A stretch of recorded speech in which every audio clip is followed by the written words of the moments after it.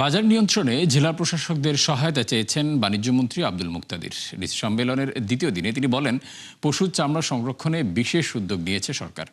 বাণিজ্যমন্ত্রী জানান, চামড়ার ন্যায্য দাম নিশ্চিতেও কাজ করবে সরকার। আর মূল্যবান এই সম্পদ যাতে নষ্ট না হয় সেজন্য প্রশিক্ষণ দেওয়া হবে ইমাম ও মুয়াজ্জিনদের।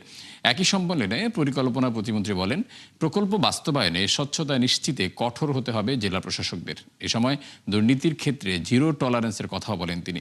এছাড়া 3 মাসের মধ্যে কক্সবাজার আন্তর্জাতিক বিমানবন্দর ও ডিসেম্বর নাগাদ 3rd টার্মিনাল চালুর উদ্যোগ নেওয়া হবে বলে জানান বেসামরিক বিমান পরিবহন ও পর্যটন মন্ত্রী।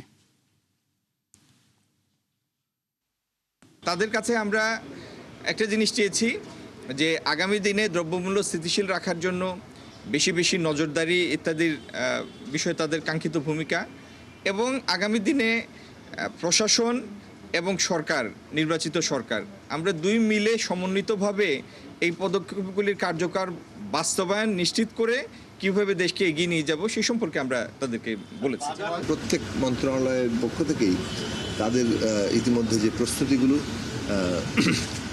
সেগুলো তুলে ধরা হচ্ছে, এবং এই ক্ষেত্রে জেলা প্রশাসনের দিক থেকে যে বাধাগুলো আসে, যে সমস্ত সমস্যার তারা মুখোমুখি হন, সেই সব বিষয়গুলো নিয়ে তারা প্রশ্ন করছেন, তারা তাদের মতামত দিচ্ছেন, এবং একটা ইন্টারাকশনের মধ্য দিয়ে আমরা কতগুলো ধারণার মধ্যে পৌঁছাচ্ছি।